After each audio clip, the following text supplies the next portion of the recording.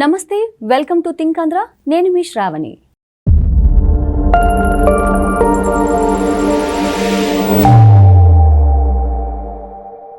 ప్రస్తుతం మనతో పాటు ఉన్నారు ప్రముఖ పొలిటికల్ అనలిస్ట్ అడుసుమల్లి శ్రీనివాస్ గారు. నమస్కారం. నమస్కారం అండి. సార్, ఇటీవల హిందూపురంలోని వైసీపీ కార్యాలయంపై దాడి జరిగింది.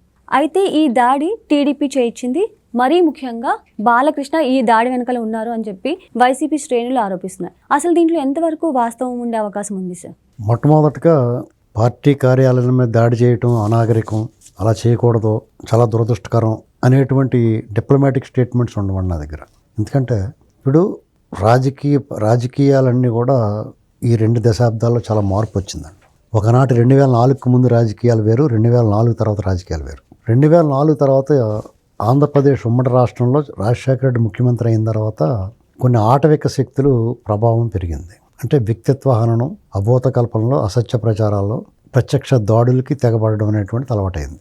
అంటే రాజకీయంగా ఓడించడం అనేటువంటిది రాజకీయాల్లో సహజం ఎన్నికల్లో. కానీ హతమార్చడం అనేటువంటి దాన్ని ప్రత్యర్థులను ఓడించడం కంటే కూడా హతమార్చడం సులువు అనేటువంటి మార్గాన్ని అవలంబించారు. అలాగే వ్యక్తిత్వ హనం ఒక అడుగు ముందుకేసి వాళ్ళ అబ్బాయి జగన్మోహన్ రెడ్డి ఇంకా తీవ్రంగా అతను వ్యవహరించాడు. అంటే ఈ రాజకీయ పార్టీల కార్యాలయాల మీద దాడి అనేటువంటి సంప్రదాయాన్ని ఎవరు మొదలుపెట్టారు? అప్పటి వరకు పార్టీ ఆఫీసుల మీద దాడులు అనేటువంటిది ఎప్పుడు చూడలేదండి మనం. జగన్మోహన్ రెడ్డి గారు, పట్టాభి గారు ఏదో మాటల్లో బోసిడీకే అంటే దాన్ని ఒక బూతు మాటగా తనకు తాను అన్వయించుకుని తనే స్వయంగా తన నోటితోటి అలాంటి మాటలు అనకూడదు. అతను తన తల్లిగారిని కించపరిచలేక తనే మాట్లాడుకుని ఆ మాట బయట వాళ్ళు ఎవరు అనలేదు, ఆయనే అన్నాడు. దాంతో వాళ్ళ క్యాడర్కి ఉద్దేశపూర్వకంగా వాళ్ళని ప్రిపేర్ చేసి రెచ్చగొట్టి పంపించారు. ఆనాడు తెలుగుదేశం పార్టీ ప్రధాన కార్యాలయం మంగళగిరి, దాంతోపాటు వైజాగ్, కర్నూలు, ఇంకా అనేక చోట్ల దాడులు చేశారు పార్టీ ఆఫీసుల మీద. ఆ రోజు ప్రధాన కార్యాలయంలో ఉన్న పట్టాభి గారిని చంపేయడానికి చూశారు, దొమ్మిలో పోత కేసు అన్నట్టుగా. తర్వాత మళ్ళా గన్నవరంలో పార్టీ ఆఫీస్ మీద దాడి చేసి ఏకంగా తగలబెట్టారు ఈ వైసీపీ శ్రేణులు. అంటే వీళ్ళు ప్రత్యర్థిని భయభ్రాంతులు గురి చేసి, దాడులు చేసి, హతమార్చి, వేధించి, కేసులు పెట్టి, వెంటాడి ఇలాగా అదుపు చేద్దాం, వాళ్ళ మీద పై చేయి సాధిద్దాం అనేటువంటి భావనకి వచ్చారు. అది సులువుగా అనిపించింది వాళ్ళకి, తేలిగ్గా ఉంది. ఎందుకంటే చేతిలో అధికారం ఉంది, పోలీస్ యంత్రాంగం ఉంది, రౌడీ మూకలు ఉన్నాయి. కాబట్టి వాళ్ళకి అది చాలా ఈజీగా అనిపించింది. ఈజీ టార్గెట్గా పార్టీ కార్యాలయాలు, పెద్ద మనుషుల్లా ఉండే సంస్కారవంతమైన నాయకులు వాళ్ళకి టార్గెట్ అయ్యారు. మీరు చూడండి, కావాలితే చంద్రబాబు నాయుడు గారిని ఇష్టమైన మాట్లాడిచ్చేవారు. మిగతా నాయకులు, తెలుగుదేశం నాయకులని, వాళ్ళ కుటుంబాలని, పార్టీ కార్యకర్తలని, నాయకురాలని, మహిళల్ని జుగుప్సాకరంగా మాట్లాడి ఇప్పటికీ మాట్లాడుతున్నారు. అధికారం కోల్పోయిన తర్వాత కూడా స్పష్టంగా చూస్తూ ఉన్నాం మనం. ఇప్పటికీ కూడా కార్యకర్తల మీద దౌర్జన్యాలు, దాడులు కొనసాగుతూ ఉన్నాయి. ఇది వాళ్ళకి ఆటవిక రాజ్యంగా, మైట్ ఈజ్ రైట్ అన్నట్టుగా ఆటవికల మాదిరిగా వ్యవహరిస్తున్నారు. మరి ఆటవికల మాదిరిగా వ్యవహరించే వాళ్ళ మధ్య నాగరికులు నడవటం, జీవించగలడం కష్టం. ఆటవికలు అంటే ఎవరంటే నిప్పు పుట్టక ముందు ఆది మానవులు కొంతమంది ఉంటారు, బార్బేరియన్స్. వాళ్ళకి నాగరికత తెలియదు, శరీరాన్ని మరుగుపరచాలన్న విషయం కూడా తెలియదు వాళ్ళకి. నగ్నంగా తిరుగుతా, పచ్చిమాంసం తింటా, దుంపలు తింటా, గోళ్ళు శిరోజాలు పెంచుకుని అవి కత్తిరించుకోవాలన్న స్పృహ కూడా లేకుండా తిరిగివారు జంతువుల మాదిరి. వాళ్ళని ఆటవికలు అంటారు. మనం నాగరిక ప్రపంచంలో ఉన్నాం, ప్రజాస్వామ్య దేశంలో ఉన్నాం. ఎదుటి రాజకీయ పక్షాన్ని శత్రువుగా చూడకూడదు. రాజకీయంగా నీ సిద్ధాంతాలు విభేదించి ఒక రాజకీయ పక్షంగా చూడాలి. నువ్వు ఎన్నికల్లో ఓడించాలని, వాళ్ళని వధించాలనుకోకూడదు. వీళ్ళు వధించాలనుకుంటారు. సహజంగానే అవతలలో ఒకసారి 2 సార్లు చూసి 3వసారి వాళ్ళు అలాగే తయారవుతారు. తప్పదు, డిఫెన్స్. వాళ్ళని వాళ్ళు కాపాడుకోవాలి కదా, ఆత్మరక్షణ కోసం ఈ చట్టమే ఒప్పుకుంటున్నావు. ఆత్మరక్షణ కోసం ఎదుటివాడిని ఏం చేసినా పర్లేదు అన్నట్టుగా. కాబట్టి నువ్వు తయారు చేసి నువ్వు మొదలెట్టిన సాంప్రదాయం నీకే ఎదురైందనుక ఈ సమస్య. ఇవాళ నువ్వు గగ్గోలు పెట్టి అయ్యో బాబోయ్ అని చెప్పి రోదిచ్చి పిల్లి మొగలేస్తే దానికి ఎవరైనా ఏ రకంగా సానుభూతి చెప్తారు, మద్దతు ఇవ్వగలుగుతారు? నీకు సంబంధించిన నిర్ణయం జరిగిందో మర్చిపోయి ఇవాళ మీకే కొత్తగా జరిగినట్టు ఈ సంప్రదాయాన్ని వీళ్ళే మొదలెట్టినట్టుగా మీరు మాట్లాడితే వింతగానో విచిత్రంగానూ ఉంటుంది. ఎవరన్నా సరే ఆ వాళ్ళు ఏం జరిగింది అనేటువంటిది ముందు తీసుకొస్తారు. మీకు దేని గురించి మిమ్మల్ని ఈపి చెట్లు కొట్టేసినా సరే మాట్లాడడానికి లేదు. మీకు మీ మీద అన్యాయంగా కేసు పెట్టి రోడ్డు మీద ఈడ్చుకెళ్ళి లోపల పడేస్తే కూడా మీకు అడిగే హక్కు లేదు మీకు. ఎందుకంటే అవన్నీ గత 5 ఏళ్లలో చేశారు మీరు. ఇంకొకటి ఎవడైనా అడగచ్చు. ఒక YCP party, Jaganmohan Reddy gang, వాళ్ళకి అన్ని హక్కులు రద్దు చేయబడి ప్రజల నుంచి సానుభూతి రాదు వాళ్ళకి మీరు ఏం చేసినా. ఎందుకంటే మీరు ఏ విషయం గురించి మాట్లాడినా మీరు చేసినవి అన్నీ 100 ఉంటాయి, అక్కడ 100 కనపడతాయి. చూసారా, హిందూపురంలో వైసీపీ పార్టీ ఆఫీసు ధ్వంసం చేశారనగానే నేను ఏం చెప్పాను, మంగళగిరి ప్రధాన కార్యాలయం టీడీపీ, కర్నూలు, వైజాగ్, గన్నవరం 4 చెప్పానా? అంటే మీరు ఒకటంటే 4 వస్తున్నాయి బయటికి. కాబట్టి మీరు కూడా ప్రతిపక్షంలో ఉన్నారు, ప్రభుత్వాన్ని విధానపరమైన నిర్మాణాత్మకమైన విమర్శలు చేయండి, ప్రజలకు ఉపయోగపడే విమర్శలు చేయాలి. బాలకృష్ణ గారు ఎక్కడో కూర్చుని ఉంటాడో అటువంటి వాడు మనకు అవసరమా, ఆ కుటుంబానికి మనం బానిసలమా, ఇలాంటి మాట్లాడు నిన్ను ఎవడుండమన్నాడు, బానిసగానే ఉండొద్దు, నిన్ను ఎవడుండమన్నాడు, నిన్ను ఎవడు అడిగాడరా అంటాడు ఆలి ఏదో సినిమాలో. అలా నిన్ను ఎవడు అడిగాడు? బాలకృష్ణ గారి కుటుంబం ఇప్పటికి 10 సార్లు ఎన్నికలు జరిగితే అక్కడ హిందూపురంలో 83 నుంచి తెలుగుదేశం పార్టీ ఆవిర్భావం తర్వాత 10 సార్లు ఎన్నికలు జరిగితే 9 సార్లు వాళ్ళ కుటుంబం నుంచే గెలిచారు. 10 సార్లు టీడీపీ గెలిచింది, 9 సార్లు ఎన్టీ రామారావు గారు, హరికృష్ణ గారు, బాలకృష్ణ గారే గెలిచారు. ఒకసారి మాత్రం ఇంకో పేరు ఆయన గెలిచారు.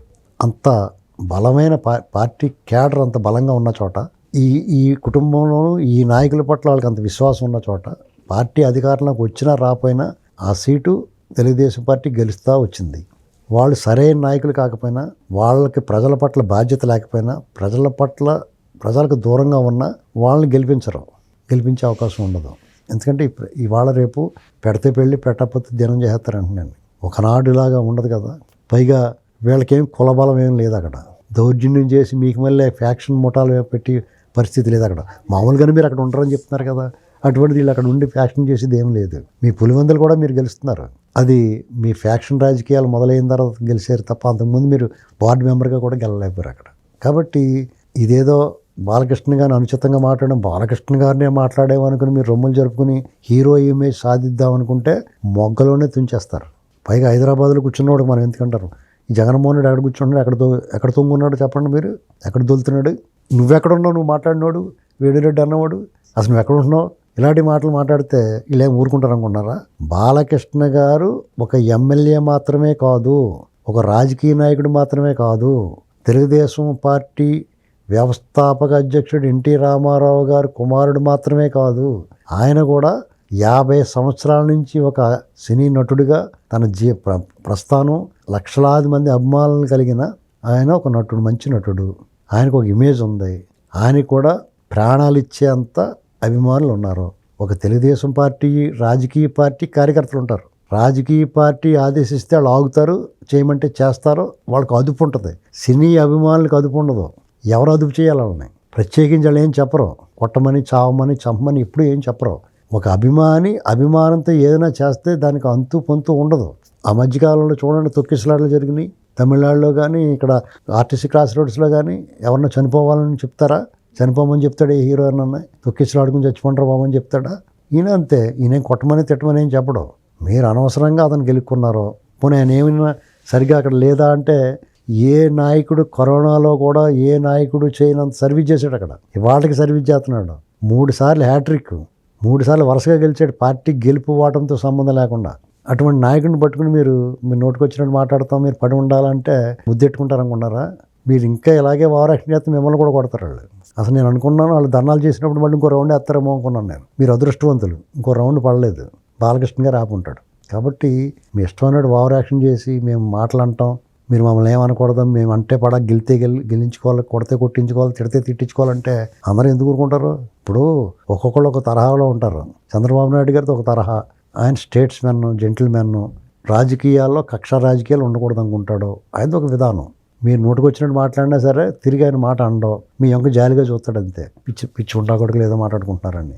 చూడండి, కావాలితే అసెంబ్లీలో ఆయన కూర్చున్నప్పుడు అందరినీ పంపించేసి ఆయన ఒక్కడిని నిలబెట్టి వాళ్ళ ఇష్టం మాట్లాడుతున్నప్పుడు వాళ్ళ వంకాయని జాలిగా చూసాడు, బాధగా చూసాడు వాళ్ళ గురించి, వీళ్ళ భవిష్యత్తు ఏమైపోద్ది అని. ప్రజల్లో ఎంత చులకనైపోతారు వీళ్ళు ఎవడో మళ్ళీ అసెంబ్లీలో అడుగు కూడా పెట్టడు వీళ్ళు అనుకుని ఉంటాడు ఆయన. అదే జరిగింది. ఆయన విధానం అది. లోకేష్ గారు ఆయన విధానం ఒకలాగా ఉంటుంది.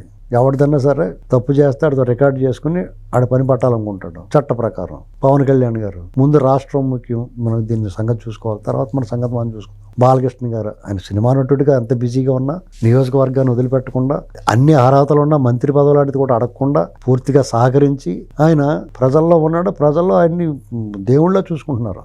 విపరీతమైన ప్రజాభిమానం ఉంది. రాయలసీమలో ఆయన తిరిగేయలేదు. అటువంటి వ్యక్తిని పట్టుకుని మీరు మీ ఇష్టమైన మాట్లాడితే, చంద్రబాబు నాయుడు గారు అన్నట్టుగా కుక్క కరిస్తే మనం కుక్కను కారం అంటాడు చంద్రబాబు గారు. కుక్కను కరుస్తావా మనం అంటాడు ఆయన. అందరూ ఎందుకు ఊరుకుంటారు? బాలకృష్ణ గారి అభిమానులు కుక్క కరిస్తే మనం కుక్క యజమాని కరుద్దాం అనుకుంటారు. అదే చేశారు. ఇప్పుడు కుక్క ఉంటుందండి, మీరు పెంపుడు కుక్క ఉంటుంది, మీరు తీసుకుని వెళ్తూ ఉంటారు. గబక్కన పిక్కట్టేసుకుందనుకో, నేను ఏం చేస్తాను? ఎరా బుద్ధి లేదట్రా, ఎదవనారు ఎదవా, కుక్కను గట్టిగా పట్టుకోవాలి కదా, నువ్వు నా మీద వదిలేస్తావు, తిడతామా అనే గొడవలు వస్తున్నాయి కదా ఇప్పుడు చాలా చోట్ల. అప్పుడు మన యజమాని అదే పని చేశారు అభిమానులు. మీకు అక్కడ రాజకీయ పార్టీ కార్యకర్తలు చేశారా, బాలకృష్ణ గారి అభిమానులు చేశారు, అక్కడ వేరు చేసి చూడలేము. అందరూ కలిసిపోయి ఉంటారు. వాళ్ళ కోపం వస్తే జగన్మోహన్ రెడ్డి గారిని బోసుడీకే అన్నాడని చెప్పి బీపీ వచ్చింది అన్నాడు. ఆయనకి అంతా ఆయన అన్వయం చేసుకుని, మరి బీపీలు ఇంకెవరికి రావా? మీ ఒక్క కార్యకర్తలకు వస్తాయా? బీపీలు అందరికీ వస్తాయి. వాళ్ళు అన్నప్పుడు మిమ్మల్ని మీరు అన్వయించుకున్నంత తీవ్ర పదజాలం వాడితేనే మీ వాళ్ళు బీపీలు వస్తాయి. వీళ్ళని చిన్న మాట అంటే కూడా బీపీ వస్తుంది. ఒకడికి పాము గరిస్తే కూడా ఏమవదు, ఒక్కొక్కడికి చీమ గరిస్తే కూడా బెబాయ్ అని బెంబేలు ఎత్తిపోతాడు. వాళ్ళ మనస్తత్వాలను బట్టి, వాళ్ళ రియాక్షన్ బట్టి, వాళ్ళు స్పందించే తీరుని బట్టి ఉంటుంది. బాలకృష్ణ గారు సినిమా యాక్టర్, ఆయన గురించి ఎవరైనా మాట్లాడి తట్టుకోలేడు. పవన్ కళ్యాణ్ గారినో చిరంజీవి గారినో ఎవరినైనా అంటే ఏం చేస్తున్నారు? ఊరుకుంటున్నారా? వాళ్ళ అభిమానులు దాటి తట్టుకోగలుగుతున్నాడు ఎవడన్నా? ఇదే అంతే. అందుకని మనం చేసాం. అందులో ఉన్న పెద్దలు ఎవడన్నా ఉంటే, కొంచెం ఎంతో కొంత ఆర్టిఫికల్ నుంచి బయటకు వచ్చినోడు ఎవడన్నా ఉంటే, నాగరిక సమాజంలో తిరిగినోడు ఎవడన్నా ఉంటే, ఒరే మనం చేసాం ఇలాంటి పనులన్నీ, మనం అలా చేసాం, దెబ్బతిన్నాం, వాళ్ళు చేశారు, మనం చేసిన దానికి చెల్లి అయిపోయింది, ఎరువు మూసుకుంటే వాళ్ళు మూసుకుంటారని చెప్పాలి. అంతేగాని మీరు మళ్ళీ ఇంకోటి అనండి అంటే మళ్ళీ కొడతారు వచ్చి. నాలో ఏం చెప్తుంటే ఇంకోటి గట్టిగా ఏంటి అంటాం. ఇంకెప్పుడు మాట్లాడుకున్నాను. మీకు జాలి దయ ఉండదు మీకు మీ మీద. ఎందుకంటే మీ అరాచకం అలాంటిది. ప్రజలు రగిలిపోతూ ఉన్నారు. సాధారణంగా అయితే ఏదైనా పార్టీ ఆఫీస్ మీద ధ్వంసం చేస్తే అబ్బాయి తప్పు, అలా ధ్వంసం చేయకూడదు అని డిప్లొమాటిక్గా మాట్లాడతారు. ప్రజాస్వామ్యంలో ఇవన్నీ కరెక్ట్ కాదు, పార్టీ ఆఫీసులు ధ్వంసం చేయకూడదు అని పెద్ద డిప్లొమాటిక్ వాళ్ళు చెప్తారు. ఇప్పుడు జనం మూడు ఎలాగ ఉందంటే ముద్దెట్టుకుంటారా, ఊరుకుంటారా? వాళ్ళు చేసిన పనులు ఎలా ఉన్నాయి? అసలు మళ్ళీ వాళ్ళు ధర్నాలు చేస్తే అక్కడ కూడా వెళ్ళి కొట్టాల్సిందని కోరుకుంటున్నారు.